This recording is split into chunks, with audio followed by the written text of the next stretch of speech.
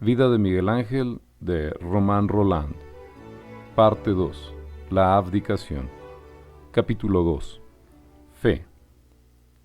Señor mío querido, a ti solo te invoco contra mi inútil y ciego tormento. Su deseo hubiera sido, después de la muerte de Vittoria, volver a Florencia para dejar ahí sus huesos cansados junto a los de su padre. Pero después de haber servido toda su vida a los papas, quiso consagrar sus últimos años a Dios. Tal vez había sido impulsado en este sentido por su amiga y cumplía en ello uno de sus últimos votos. Un mes antes de la muerte de Vittoria Colonna, el 1 de enero de 1547, Miguel Ángel fue nombrado por breve de Pablo III prefecto y arquitecto de San Pedro, con plenos poderes para levantar el edificio. Aceptó con disgusto y no fueron las instancias del Papa las que le decidieron a cargar sus hombros de septuagenario con el fardo más pesado que hubiera llevado nunca. Vio en ello un deber, una misión de Dios. Muchos creen, y yo también creo, que he sido colocado en este puesto por Dios, escribía. Por viejo que sea, no quiero abandonarlo porque sirvo por amor a Dios y en él pongo todas mis esperanzas. No aceptaba ninguna recompensa por esta sagrada tarea. Tuvo que contender con numerosos enemigos, la secta de San Gallo, como dice Vasari, y todos los administradores, proveedores y contratistas de la construcción de quienes denunciaba los fraudes, para los cuales San Gallo había cerrado los ojos. Miguel Ángel, dice Vasari, libró a San Pedro de los ladrones y de los bandidos. Se formó una coalición contra él que tuvo por jefe al descarado Nanni di Baccio Biagio, arquitecto a quien Vasari acusa de haber robado a Miguel Ángel y que pretendía suplantarlo. Se propagó el rumor de que Miguel Ángel no entendía nada de arquitectura, que despilfarraba el dinero y no hacía más que destruir la obra de su predecesor. El comité de administración de la obra tomó también partido contra su arquitecto y aprobó en 1551 una investigación solemne presidida por el Papa. Los inspectores y los obreros fueron a declarar contra Miguel Ángel, con el apoyo de los cardenales Salviati y Cervini. Miguel Ángel se dignó apenas justificarse y rehusó toda discusión. No estoy obligado, dijo al cardenal Cervini, a comunicar a nadie lo que yo debo o quiero hacer. Vuestra obligación es averiguar los gastos, lo demás solo me importa a mí. Nunca consintió su inquebrantable orgullo en participar sus proyectos a nadie. A sus obreros que se quejaban les respondió: vuestra obligación es cumplir como albañiles, como talladores, como carpinteros, hacer vuestro oficio y ejecutar mis órdenes. En cuanto a saber lo que yo tengo en la cabeza, no lo sabréis jamás porque eso sería contra mi dignidad. Contra los odios que recurrían a tales procedimientos, no hubiera podido sostenerse un instante sin el favor de los papas. Así es que cuando murió Julio III y el cardenal Cervini fue electo papa, Miguel Ángel estuvo a punto de salir de Roma, pero Marcelo II no hizo más que pasar por el trono y Paulo IV lo sucedió. Seguro de nuevo de la protección soberana, Miguel Ángel continuó luchando. Se habría creído deshonrado y habría temido por su salvación si hubiera abandonado la obra. Contra mi voluntad he sido encargado de ella, dice. Hace 8 años que me esfuerzo en vano entre disgustos y fatigas. Ahora que la construcción está bastante avanzada para que se pueda comenzar la cúpula, mi partida de Roma sería la ruina de la obra, una gran afrenta para mí y para mi alma un gran pecado. Sus enemigos no dejaban las armas y la lucha tomó por instantes un carácter trágico. En 1563 el ayudante más adicto a Miguel Ángel en San Pedro, Pierluigi Gaeta, fue encarcelado por una falsa acusación de robo, y el jefe de los trabajos, César de Casteldurante, fue apuñalado. Miguel Ángel respondió nombrando en lugar de Césare a Gaeta. El comité de administración arrojó a Gaeta y nombró al enemigo de Miguel Ángel, Nanni di Baccio Biagio. Miguel Ángel, fuera de sí, no volvió a San Pedro. Se hizo correr el rumor de que abandonaba sus funciones y el comité le dio por suplente a Anani, quien se presentó desde luego como amo, esperando rendir por cansancio a aquel viejo de 88 años, enfermo y moribundo. No conocía a su adversario. Miguel Ángel inmediatamente fue a buscar al Papa y amenazó con salir de Roma si no se le hacía justicia. Exigió una nueva investigación y dejó convicto a Anani como incapaz y mentiroso y logró que lo despidieran. Esto fue en septiembre de 1563, como 4 meses antes de su muerte. Así es que hasta su última hora tuvo que luchar contra la envidia y contra el odio. No lo compadezcamos, sabía defenderse y, aunque moribundo, era capaz él solo, como decía en otro tiempo a su hermano Giovan Simone, de despedazar a 10.000 de aquella ralea. Además de la gran obra de San Pedro, otros trabajos de arquitectura ocuparon el final de su vida. El Capitolio, la iglesia de Santa María de los Ángeles, la escalera de la Laurenciana de Florencia, la Puerta Pía y, sobre todo, la iglesia de San Juan de los Florentinos, el último de sus grandes proyectos, abortado como todos los demás. Los florentinos le habían rogado que construyera la iglesia de su nación en Roma. El duque Cosme mismo le escribió una carta halagadora con ese objeto. Miguel Ángel, sostenido por su amor a Florencia, emprendió las obras con un entusiasmo juvenil. Dijo a sus compatriotas que si ejecutaba su plan, ni los romanos ni los griegos habrían tenido nunca nada semejante. Palabras, dice Vasari, como nunca habían salido de su boca, ni antes ni después, porque era extremadamente modesto. Los florentinos aceptaron el proyecto sin cambiar nada. Un amigo de Miguel Ángel, Tiberio Calcagni, ejecutó bajo su dirección un modelo en madera de la iglesia.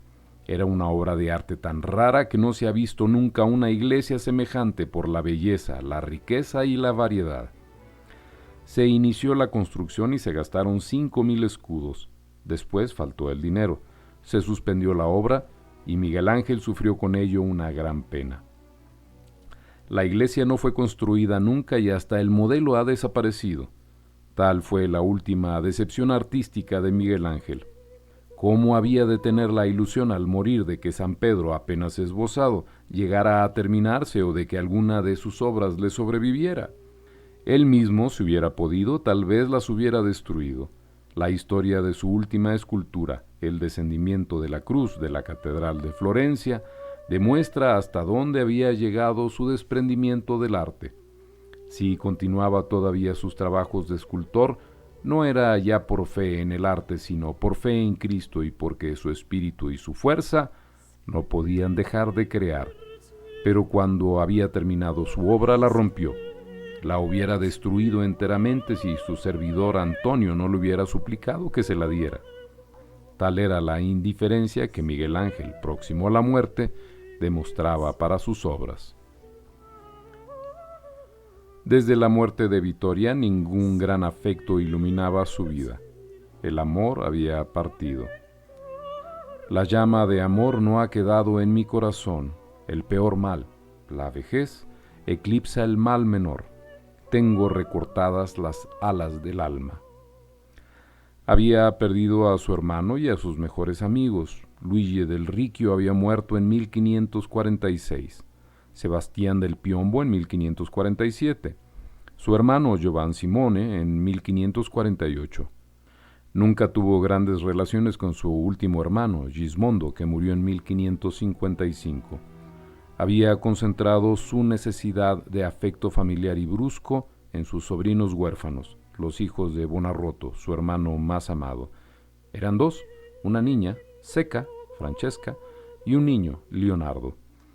Miguel Ángel puso a Checa en un convento, le pagó su equipamiento y su pensión. Iba a verla y cuando ella se casó, la dotó con una de sus propiedades. Se encargó personalmente de la educación de Leonardo, que tenía 9 años a la muerte de su padre. Una larga correspondencia, que recuerda a menudo la de Beethoven con su sobrino, demuestra la seriedad con la cual cumplía su misión paternal. No le faltaron por este motivo frecuentes disgustos. Leonardo ponía a prueba la paciencia de su tío y esta paciencia no era muy grande. La mala letra del muchacho era suficiente para poner a Miguel Ángel fuera de sí, porque creía que esto era una falta de respeto para él. Nunca recibo una carta tuya sin que sienta calentura antes de poder leerla. No sé dónde has aprendido tú a escribir. Será la falta de amor. Creo que si tuvieras que escribir al mayor asno del mundo pondrías más cuidado. He arrojado tu última carta al fuego porque no podía leerla. Así es que no puedo contestarte. Ya te he dicho y repetido hasta la saciedad que siempre que recibo una carta tuya me viene fiebre antes de que pueda leerla. Una vez por todas, no me escribas ya más. Si tienes algo que decirme, busca a alguien que sepa escribir, porque yo necesito mi cabeza para otras cosas y no para agotarme descifrando tus enigmas. Desconfiado por naturaleza, y más aún por las dificultades que había tenido con sus hermanos, se hacía muy pocas ilusiones respecto al cariño humilde y salamero de su sobrino. Este cariño le parecía más bien dirigido hacia su caja fuerte que el muchacho esperaba heredar. Miguel Ángel se lo decía francamente. Una vez, estando enfermo y en peligro de muerte, supo que Leonardo había ido a Roma y había hecho algunas diligencias indiscretas y le escribió furioso. Leonardo, yo he estado enfermo y tú has ido a la casa de Ser Giovan Francesco para ver si no había dejado nada. ¿No te basta con mi dinero de Florencia? ¿No puedes desmentir tu raza y dejar de parecerte a tu padre, quien me arrojó en Florencia de mi propia casa? Debes saber que he hecho un testamento de tal manera que no tengas nada que esperar de mí. Así pues, vete con Dios y no te presentes más ante mi vista ni me escribas nunca. Estas cóleras no preocupaban mucho a Leonardo porque generalmente después seguían las cartas afectuosas y los obsequios. Un año más tarde, se precipitaba de nuevo a Roma atraído por la promesa de un regalo de 3,000 escudos. Miguel Ángel, ofendido por su apresuramiento interesado, le escribe: «Has venido a Roma con una prisa furiosa. No sé si habrías venido tan pronto si yo me encontrara en la miseria y me faltara el pan. Dices que era tu deber venir por amor para mí. Sí, el cariño de un taladro. Si me tuvieras cariño, me hubieras escrito: Miguel Ángel, guardad vuestros 3,000 escudos y gastadlos en vos mismo, porque ya nos habéis dado bastante. Vuestra vida nos es más cara que la fortuna. Pero desde hace 40 años habéis vivido de mí y nunca he recibido ni una buena palabra». Una grave cuestión fue la del matrimonio de Leonardo, que ocupó al tío y al sobrino durante 6 años. Leonardo condescendía con su tío dócilmente. Pensando en la herencia, aceptaba todas sus observaciones. Lo dejaba escoger, discutir, rechazar los partidos que se le ofrecían, y él parecía indiferente. Miguel Ángel, al contrario, se apasionaba como si él tuviera que casarse. Consideraba el matrimonio como un asunto serio para el cual el amor era la menor condición. La fortuna no entraba tampoco en cuenta. Lo que importaba era la salud y la honorabilidad. Le daba rudos consejos desprovistos de poesía, robustos y positivos. Esta es una gran decisión. Acuérdate de que entre el hombre y la mujer debe haber siempre una diferencia de 10 años. Y fíjate en que la que escojas no sea solamente buena, sino también sana.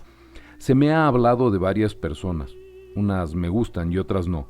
Si piensas en ello, escríbeme si es que te gusta más una que otra y yo te diré mi opinión. Eres libre de tomar a una o a otra con tal de que sea noble y bien educada y más bien sin dote que con una gran dote para vivir en paz. Un florentino me ha dicho que te ha hablado de una muchacha de la casa Ginori y que te gusta. A mí no me gusta que tomes por mujer una hija cuyo padre no te la daría si tuviera bastante para construir una dote conveniente. Yo deseo que el que quiera darte una mujer te la dé a ti y no a tu fortuna. Tú piensa únicamente en considerar la salud del alma y del cuerpo, la calidad de la sangre y de las costumbres, y además ver quiénes son sus parientes, porque esto es de gran importancia.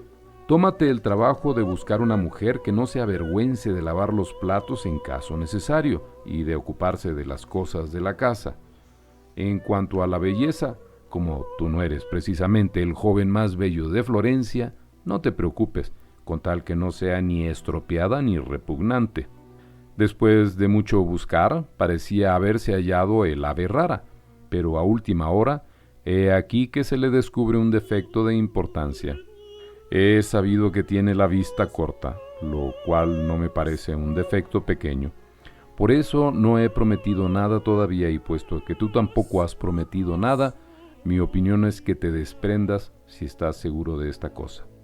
Leonardo se desalienta, se sorprende por la insistencia de su tío para casarlo, y éste responde: la verdad, lo deseo para que nuestra raza no acabe con nosotros. Sé muy bien que el mundo no se trastornará por eso, pero de todos modos cada animal se esfuerza por conservar su especie. Por eso deseo que tú te cases. Por fin, el mismo Miguel Ángel se cansa, comienza a encontrar ridículo que él sea quien se ocupe siempre del matrimonio de Leonardo y que éste no se interese en ello. Declara su propósito de abstenerse en lo sucesivo. Desde hace 60 años me he ocupado de vuestros asuntos. Ahora estoy viejo y tengo que pensar en los míos. Precisamente entonces tiene noticias de que su sobrino tiene relaciones formales con Cassandra Ridolfi. Se alegra de ello, lo felicita y le promete una dote de 1.500 ducados. Leonardo se casa. Miguel Ángel envía sus felicitaciones a los jóvenes esposos y promete un collar de perlas a Cassandra. La alegría no le impide, sin embargo, advertir a su sobrino que, aunque él no sea muy conocedor de esas cosas, le parece que Leonardo debió haber arreglado todas las cuestiones de dinero antes de conducir a la mujer a su casa, porque siempre hay en estas cuestiones un germen de desunión, y termina con esta recomendación burlesca: vamos, ahora procura vivir y piensa bien en ello, porque el número de viudas es siempre más grande que el de los viudos. 2 meses después, en lugar del collar prometido, envió 2 anillos a Cassandra, uno adornado con un diamante y el otro con un rubí. Cassandra, como agradecimiento, le manda 8 camisas. Miguel Ángel escribe: son muy bonitas, sobre todo la tela, y me gustan mucho, pero me disgusta que hayáis hecho este gasto porque no me falta nada. Da las gracias a Cassandra por mí y dile que estoy a su disposición para enviarle todo lo que pueda encontrar aquí de artículos romanos u otros. Esta vez solo he mandado una insignificancia. Otra vez haremos algo mejor con algún objeto que le agrade. Adviértemelo solamente. Pronto vienen los hijos, el primero llamado Buonarroti, según el deseo de Miguel Ángel, y el segundo Michelangelo, y el viejo tío, que invita a la joven pareja para que vaya a su casa de Roma en 1556, no deja de tomar parte afectuosamente en la alegría y en los dolores de la familia, pero sin permitir nunca a los suyos que se ocupen de sus negocios, ni siquiera de su salud. Fuera de sus relaciones de familia, no faltaron a Miguel Ángel amistades ilustres o distinguidas. A pesar de su humor salvaje, sería completamente falso representarlo como un campesino del Danubio a la manera de Beethoven. Fue un aristócrata italiano de alta cultura y de raza fina.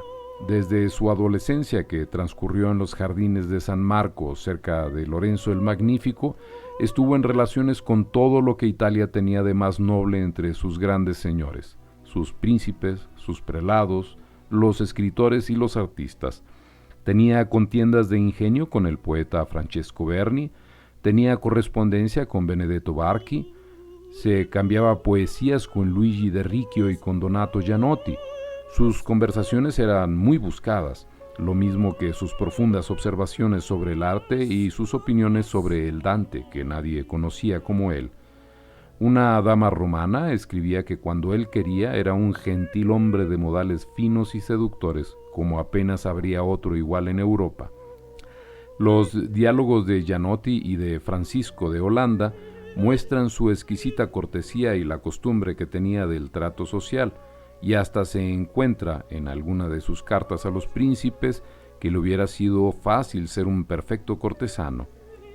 El mundo nunca huyó de él, sino que fue él quien lo tuvo a distancia, y no dependió más que de él mismo llevar una vida triunfal.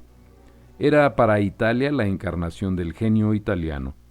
Al fin de su carrera personificaba el gran renacimiento como último superviviente, y él solo era todo un siglo de gloria. No solamente los artistas lo miraban como un ser sobrenatural, los príncipes se inclinaban ante él como si fuera un rey. Francisco I y Catalina de Médicis le rendían homenaje. Cosme de Médicis quiso nombrarlo senador y cuando fue a Roma lo trató como a un igual. Lo hizo sentar a su lado y conversó con él confidencialmente. El hijo de Cosme, Francisco de Médicis, lo recibió con la gorra en la mano, demostrando un respeto sin límites para aquel hombre extraordinario. En él no se honraba menos su genio que su gran virtud. Su vejez fue tan gloriosa como la de Goethe o la de Hugo, pero él era un hombre distinto. No tenía ni la sed de popularidad del uno ni el respeto burgués del otro, por libre que fuera para el mundo y para el orden establecido. Despreciaba la gloria y despreciaba al mundo, y si servía a los papas era por la fuerza, pero no ocultaba que hasta los papas lo fastidiaban y lo enojaban algunas veces, conversando con él y mandándole buscar, y que a pesar de sus órdenes no iba a verlos cuando no tenía voluntad. Cuando un hombre está hecho así por la naturaleza y por la educación y odia las ceremonias y desprecia la hipocresía, lo racional es dejarlo vivir como le conviene. Si no pide nada ni busca vuestra sociedad, ¿por qué buscar la suya? ¿Por qué quererlo rebajar a las vulgaridades que le repugnan y le hacen alejarse del mundo? No es un hombre superior el que piensa complacer a los imbéciles más bien que a su genio. No tenía, pues, con el mundo más que las relaciones indispensables o completamente intelectuales. No les permitía llegar hasta su intimidad y los papas, los príncipes, la gente de letras y los artistas tenían poco lugar en su vida. Hasta con los muy pocos de entre ellos para los cuales sentía una verdadera simpatía, era raro que se estableciera una amistad durable. Quería a sus amigos y era generoso con ellos, pero su violencia, su orgullo y su desconfianza transformaban con frecuencia a los más favorecidos en enemigos mortales. Un día escribió esta bella y triste carta. El pobre ingrato está hecho de tal manera que si lo ayudáis en su desgracia, dice que él mismo os prestó lo que vos le dais. Si le dais trabajo para demostrarle vuestro interés, pretende que habéis tenido que buscarlo porque vos no podéis hacerlo. De todos los beneficios que recibe, dice que el benefactor se ha visto obligado a hacerlos, y si los beneficios recibidos son tan evidentes que es imposible negarlos, entonces el ingrato espera bastante tiempo para que aquel de quien ha recibido el beneficio cometa una falta evidente. Entonces tiene pretexto para hablar mal de él y librarse de todo reconocimiento. Así se ha obrado siempre contra mí, y sin embargo, ningún artista se ha dirigido a mí sin que yo no le haya beneficiado con todo mi corazón. Y después toman como pretexto mi carácter raro o la locura que me atribuyen y que a nadie hace daño para hablar mal de mí y ultrajarme. Esta es la recompensa de los que son buenos. En su propia casa tenía ayudantes bastante adictos, pero en general mediocres. Se sospecha que los escogía intencionalmente mediocres para tener instrumentos dóciles y no colaboradores, lo que, por lo demás, habría sido legítimo. Pero dice Condivi, no era cierto, como muchos le reprochaban, que no quería enseñar. Al contrario, lo hacía de buena gana. Desgraciadamente, la fatalidad quiso que le tocaran sujetos poco capaces o capaces, pero poco perseverantes, que después de algunos meses de enseñanza se creían ya maestros.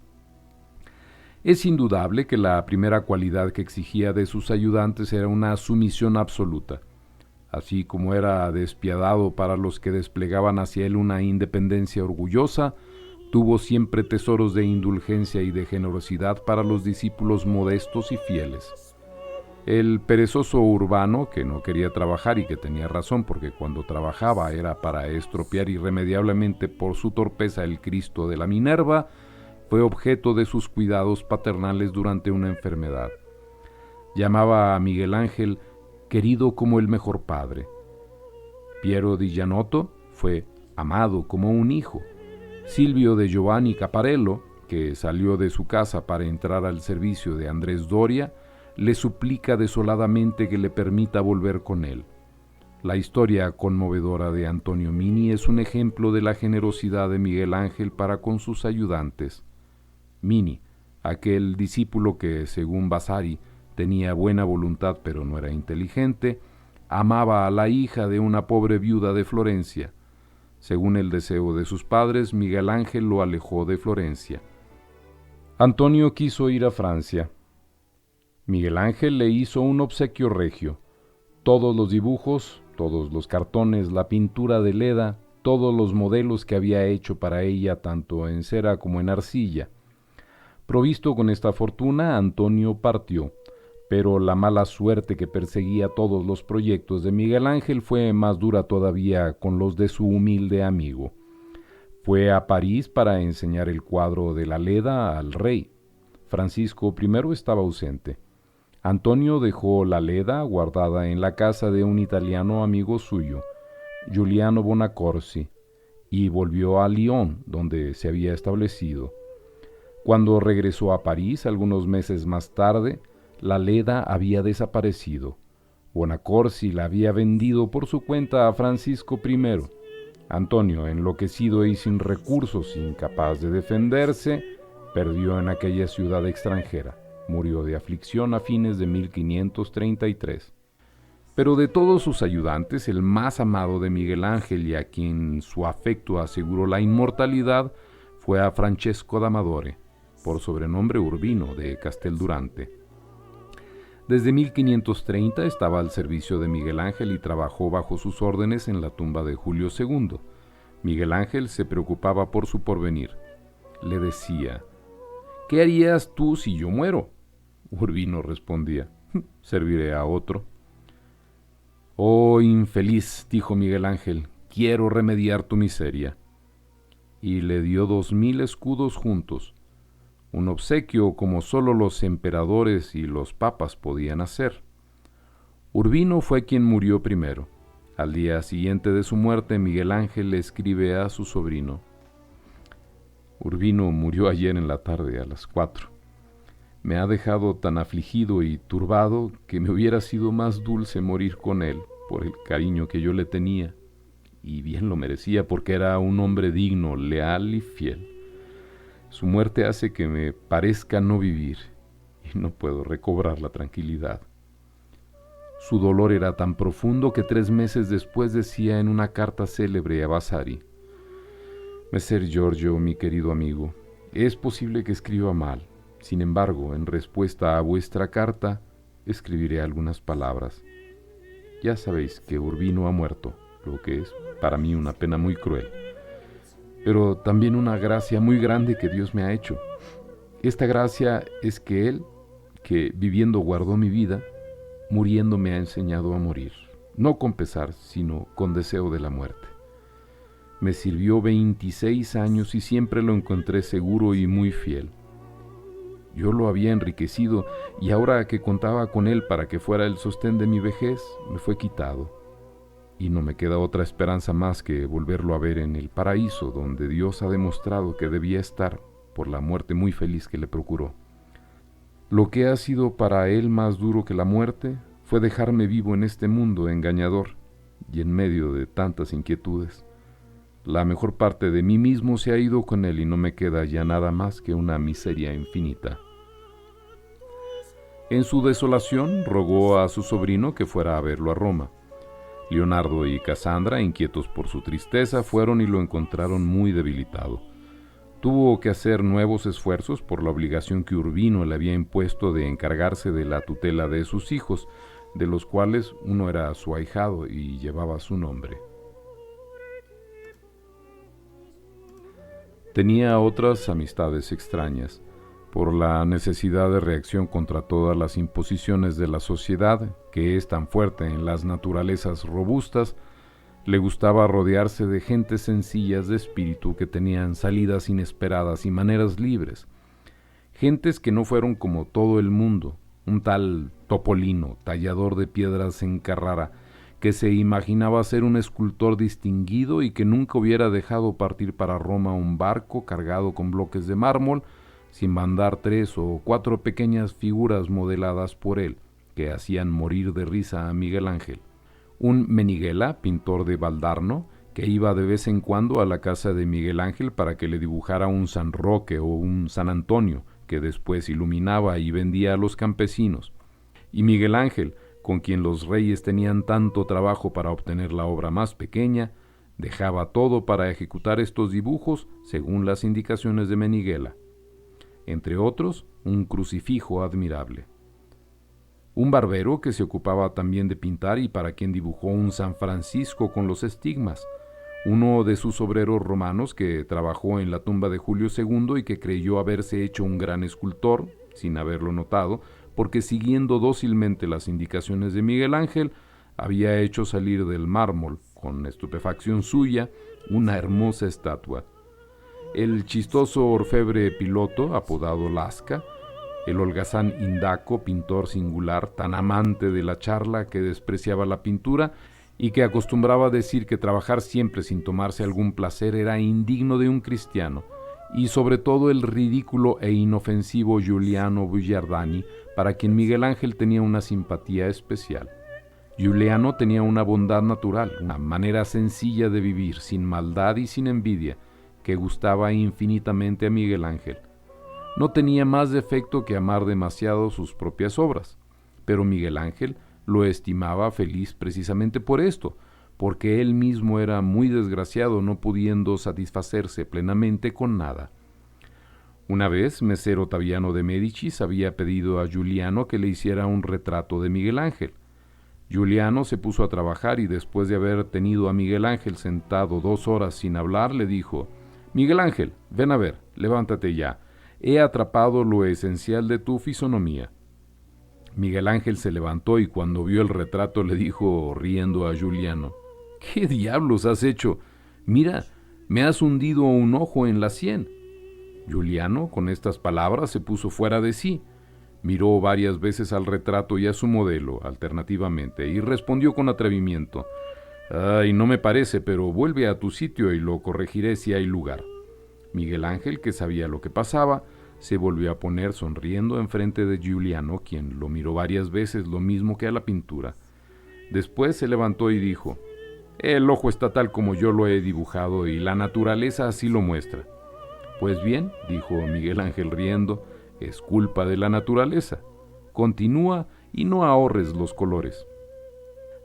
Tanta indulgencia que Miguel Ángel no acostumbraba a prodigar con otros hombres y que concedía a esta gente humilde, indica un humor burlón que se divierte con las ridiculeces humanas, al mismo tiempo que una piedad afectuosa para esos pobres locos que se creían grandes artistas y que le inspiraban tal vez un retorno hacia su propia locura.